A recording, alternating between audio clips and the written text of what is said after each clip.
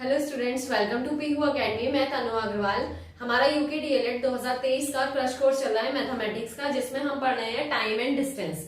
तो आज डे 14 है हमारा। तो चलिए हम इसे स्टार्ट करते हैं। अगर आप में से किसी ने भी अभी तक चैनल को सब्सक्राइब नहीं करा है तो चैनल को सब्सक्राइब कर लें ऐसी ही डेली वीडियोज के लिए। तो देखिए, दो रेलगाड़ियों की चाल 6:7 के अनुपात में है। यदि दूसरी रेलगाड़ी 4 घंटे में 364 किलोमीटर चले तो पहली रेलगाड़ी की चाल कितनी होगी। ठीक है, अभी तक हमने जो प्रीवियस वीडियो में क्वेश्चंस करे थे उसमें किसी में भी मैंने रेशियो वाले क्वेश्चन नहीं लिए थे। बहुत ही कम ही से क्वेश्चंस आते हैं रेशियो वाले, लेकिन अगर आ जाए तो हमें उन्हें कैसे अटेम्प्ट करना है ये सीखने वाले हैं आज हम इसमें। तो देखिए, रेलगाड़ी की चाल आपको दी है। दो रेलगाड़ी बोली है आपसे और दोनों की चाल कितनी है, 6 और 7 रेशियो में। अगर आपके पास कोई भी चीज रेशियो में होती है तो इसे हम लिखने के लिए अलग से क्या करते हैं, वेरिएबल का यूज कर लेते हैं। ठीक है, तो पहली रेलगाड़ी की चाल यानी कि स्पीड आपको कितनी मिल गई, 6x, और सेकंड रेलगाड़ी की चाल यानी कि स्पीड कितनी मिल गई, 7x। उसके बाद आपसे बोला यदि दूसरी रेलगाड़ी 4 घंटे में इतने किलोमीटर चल रही है। ठीक है, इतने किलोमीटर चल रही है इतने में। तो देखिए, आपके पास बेसिक सा फॉर्मूला है, चाल बराबर दूरी बटा समय। ठीक है, अब दूसरी रेलगाड़ी के लिए आपको बोला है कि चाल कितनी है उसकी, 364 यानी कि 364 डिवाइडेड बाय।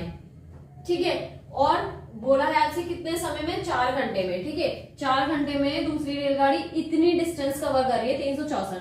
अब आप इसे सॉल्व कर लें, कितना आ जाएगा, 91 किलोमीटर पर आवर। ठीक है, तो क्या आ गया आपके पास, स्पीड निकल के आ गई यानी कि आपकी चाल आ गई। ये क्या थी, दूसरी रेलगाड़ी की स्पीड,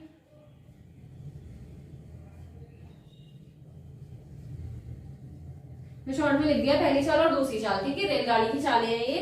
तो ये जो दूसरी चाल है वो इस चाल के बराबर होगी, जाहिर सी बात है। तो 7x जो है 91 के बराबर होगा। तो x इज इक्वल टू, ये किस में, मल्टीप्लाई में, तो ये कहा जाएगा डिवाइड में। 91 डिवाइडेड बाय 7, 7 1 7, 7 3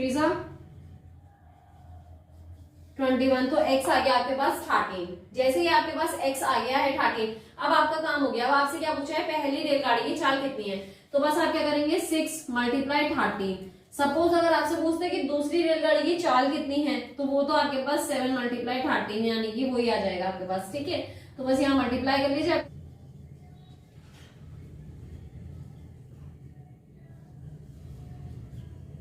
78, 36 आपके पास आ गया 78। तो आपके पास कितना आ गया, आपका आंसर 78। तो आपसे क्या पूछी थी, चाल पूछी थी कि पहली रेलगाड़ी की चाल कितनी है, 78 किलोमीटर पर आवर है आपकी पहली रेलगाड़ी की चाल।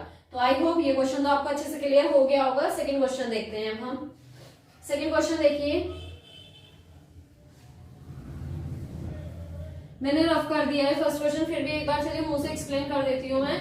आज से दो रेलगाड़ियों की चाल बोली थी, 6 और 7। दोनों को अलग अलग सेपरेट करने के लिए जब आपको रेशियो दिया होता है, एक वेरिएबल की जरूरत पड़ती है। वो आप कुछ भी ले सकते हैं, जैसे मैंने एक्स किया था ए बी सी डी, वैसे भी आपको सोल्यूशन तो वहां पे किसी को चेक करवाना नहीं है, आपको तो बस ओनली टिक लगाना है अपना। ठीक है, फिर आप क्या करेंगे, ये वाली जो चाल होगी वो इन दोनों के रेशियो के बराबर होगी। वो आप डायरेक्ट भी कर सकते थे, लेकिन मैंने स्टेप बाय स्टेप आपको इसलिए बताया जिससे अगर जो बिल्कुल बेसिक से स्टूडेंट सीख रहे हैं उन्हें अच्छे से समझ में आ जाए। ठीक है, वरना मैं आपको डायरेक्ट भी करवा सकती थी, क्योंकि आपको तो एग्जाम में वहां सोल्यूशन नहीं दिखाना है और डायरेक्ट करके आना है।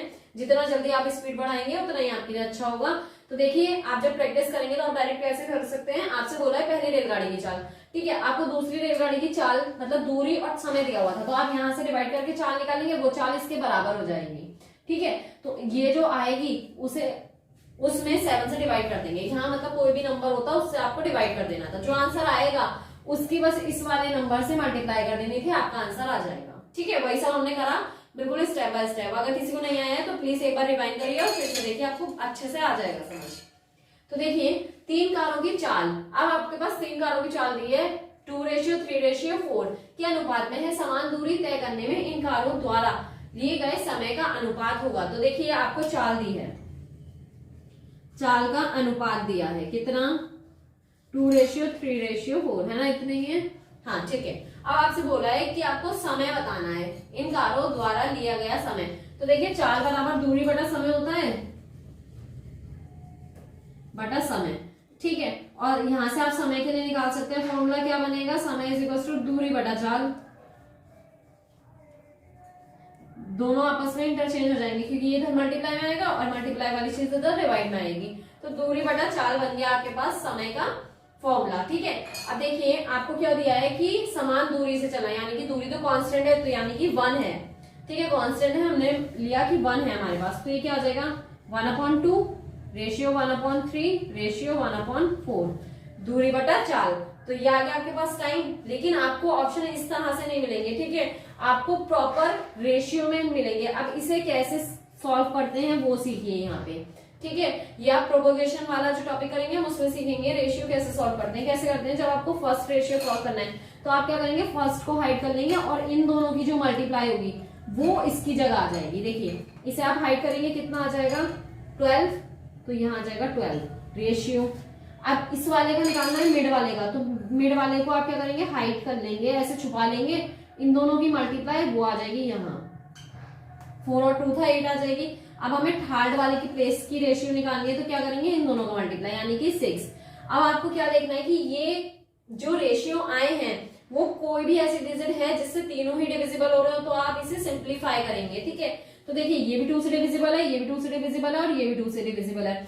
3 से ही डिविजिबल है, ये डिविजिबल नहीं है और ये भी 3 से डिविजिबल है, तो यानी कि ये 2 से ही डिविजिबल है तीनों। ठीक है, 2 से डिवाइड हो रहा है, तो 2 से आप क्या करेंगे, इसे पूरे को डिवाइड कर देंगे, कितना आ जाएगा 6 रेशियो 4 रेशियो 3। तो ये आ गया आपके पास आंसर। तो ऑप्शन में आपको ये वाला आंसर दिया था, मैंने ऑप्शन लिखे नहीं है 4, लेकिन आपके पास ये वाला आंसर था आपके ऑप्शन में। ठीक है, तो 2 6 12 2 4 8 और 2 3 6, तो 6 4 और 3 ये आपके पास आपके टाइम का रेशियो आ गया। ठीक है, तो ये चीज यहाँ पे हो गई आपके पास। नेक्स्ट क्वेश्चन देखते हैं।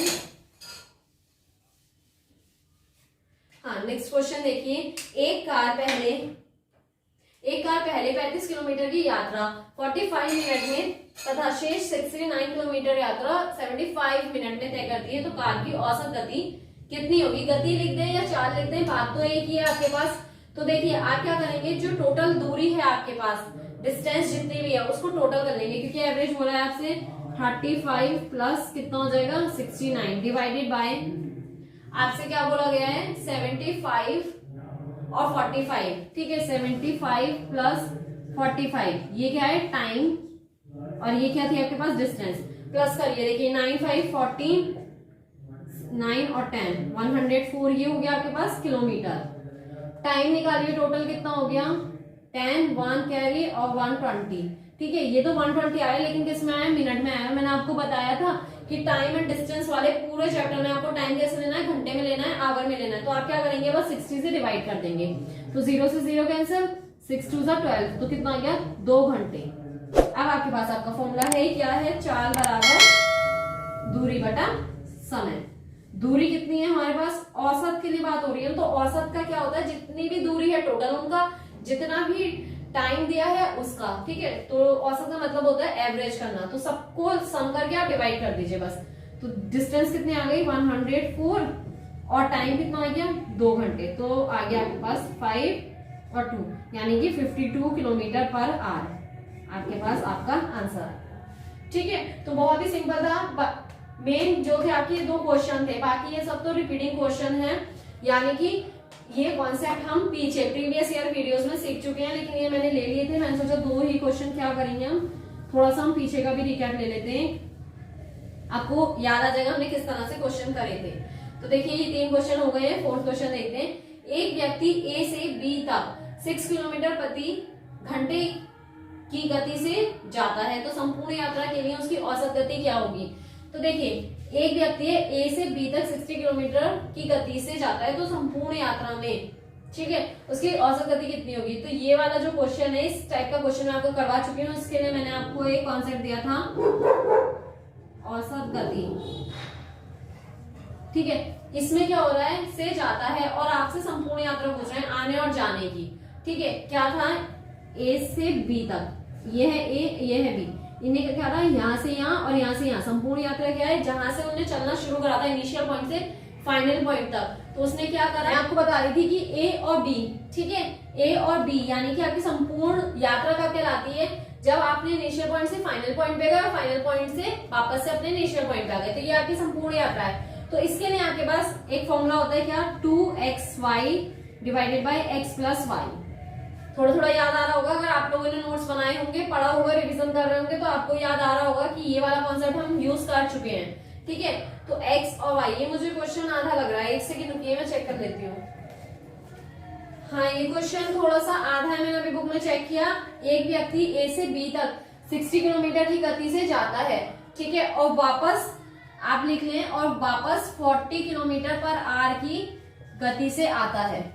ठीक है, B से A पे जब वो वापस आ रहा है तो 40 किलोमीटर पर आवर की स्पीड से आ रहा है। ठीक है, ये आप अपने क्वेश्चन में जब आप नोट्स बनाएंगे और इंक्लूड कर लीजिएगा लाइन। ठीक है, कि B से A तक वापस वो 40 किलोमीटर पर आवर की गति से आता है।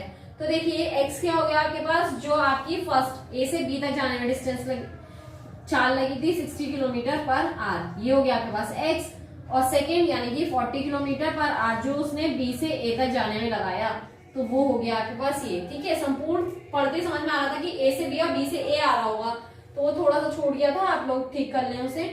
तो 2 मल्टीप्लाई 60 मल्टीप्लाई 40 और 60 प्लस 40, बस आप इसे सॉल्व कर लें, आपके पास आपका आंसर आ जाएगा। इसे मैं सॉल्व नहीं कर रही, आप लोग कर लीजिएगा। नेक्स्ट देखते हैं, एक जीप एक कार का पीछा कर रही है। जो जीप से 5 किलोमीटर आगे है उनकी चाल क्रमशः 90 किलोमीटर पर आवर तथा 75 किलोमीटर पर आवर है। जीप कार को कितने समय बाद पकड़ेगी? तो देखिए सिंपल सा बेसिक सा क्वेश्चन है ये, तो हो सकता है आपने से काफी को तो आ गया समझ में इसका डायरेक्ट आंसर। ठीक है, चाल बराबर दूरी बटा समय। ठीक है, ये तो फॉर्मूला अभी तक आपको मेरे साथ बिल्कुल ही याद हो जाना है, अगर किसी को याद नहीं था। चाल बराबर दूरी बटा समय, speed is equal to distance upon time. तो देखिए एक जीप एक कार का पीछा कर रही है, जीप से 5 किलोमीटर आगे है, तो आपको जो डिस्टेंस दी है वो इतनी दी है आपके पास। ठीक है, उसकी चाल क्रमशः 90 किलोमीटर पर आवर तथा 75 किलोमीटर पर आवर है। जीप कार को कितने समय बाद पकड़ेगी? तो आपसे क्या बोला गया है, जो आपको चालें दी हैं वो आपको कितनी दी है, 90 किलोमीटर और 75 किलोमीटर। तो इन दोनों का क्या आएगा आपके पास डिफरेंस। इससे पहले वाली वीडियो में हमने देखा था कि अगर एक समान चाल की बात हो रही हो, जहां भी ऐसा हो रहा हो कि जब एक जैसी बात हो रही हो, तो हम वहां क्या करते हैं, माइनस करते हैं चालों में। तो 90 माइनस 75 कर लीजिए, 90 माइनस 75 आपके पास कितना बचेगा, 5, यानी कि 15 किलोमीटर पर आवर। तो 15 kilometre per hour is equal to 5 kilometre divided by, समय के लिए मैंने टी से डिनोट कर दिया, T is equal to 5 divided by 15, 5 1 जा 5, 5 3 जा 15, तो T is equal to 1/3 hour. ठीक है, जो आपके पास आपका आंसर आएगा वो घंटे में आएगा। क्यों? क्योंकि देखिए आपको क्या दिया था, यूनिट किलोमीटर पर आवर दिया था। ठीक है, तो आई होप ये सारे क्वेश्चंस आपको क्लियर हो गए होंगे। ये और ज्यादा सिंप्लीफाई भी हो सकता है आपके जो ऑप्शन में हो वो डेसिमल में हो आंसर। ठीक है, तो देख लीजिएगा वो तो अभी। ठीक है, लेकिन ऑप्शन में ऐसे भी देते हैं, रेशियो में भी दे देंगे। तो ये सारे आपके क्वेश्चंस थे। यहाँ आपका टाइम और डिस्टेंस वाला कॉन्सेप्ट सारा कंप्लीट हो गया है। अगर आपने प्रीवियस ईयर वीडियो नहीं देखी है, मतलब प्रीवियस वीडियो नहीं देखी है, तो आप प्रीवियस वीडियो जरूर देख लें और अपने सारे कॉन्सेप्ट, सारे जो मैंने ट्रिक्स बताई हैं उन्हें सबकी प्रैक्टिस करें, अच्छे से सीखें और टेलीग्राम ग्रुप को ज्वाइन करें। उसमें आप सभी मिलके ग्रुप डिस्कशन जरूर करें। मैं हर वीडियो में आपसे कहती हूँ कि उसमें आप मिलके पढ़ाई करें, क्योंकि जो मेरा पहले वाला डीएलएड का बैच था जो लास्ट ईयर था, उन बच्चों ने बहुत ज्यादा ग्रुप में मेहनत करी थी। मैं ऑलवेज जब भी ग्रुप चेक करती थी तो वहां देखती थी कि बच्चे ऑलवेज पढ़ रहे हैं, एक दूसरे की हेल्प कर रहे हैं। इससे आपका कुछ नहीं जाएगा, आपका ज्ञान बढ़ेगा। ठीक है, तो एक दूसरे की हेल्प करिए और एक दूसरे के साथ क्वेश्चन शेयर करिए, एक दूसरे के साथ स्टडी करिए। इससे क्या होगा, ग्रुप स्टडी बहुत अच्छी चीज है। आपको जो पेपर आप करके आएंगे ना, बहुत अच्छे से करके आएंगे, क्योंकि आपको टाइम मैनेजमेंट की आदत हो जाएगी। ठीक है, आप एकदम करके देंगे। एक ने क्वेश्चन शेयर करा तो 4 बंदे अगर उसको सॉल्व कर रहे हैं तो आप सोचेंगे सबसे पहले मैं दे पाऊं इसका सोल्यूशन। तो ये वाली चीज सबसे अच्छी होती है। जैसे भी आपको टाइम मिले, मैं ये नहीं कहती कि हर कोई फ्री है, ठीक है, लेकिन अपना थोड़ा सा टाइम बनाइए। 2 4 10 लोग आप ग्रुप में डिस्कस कीजिए कि भाई अगर आपके पास भी ये टाइम है तो इस टाइम ऑनलाइन आए, हम इस टाइम स्टडी करेंगे। ठीक है, हमेशा फोन चलाने ही अच्छा नहीं होता, थोड़ा सा मेहनत करें अपने लिए अगर आप सीरियस हैं तो। बस मैं यही कहना चाहूंगी, वीडियो को ज्यादा से ज्यादा शेयर करें, प्लीज चैनल को सब्सक्राइब करना ना भूलें। ऐसे ही हमें अपना प्यार देते रहें। Thanks for watching.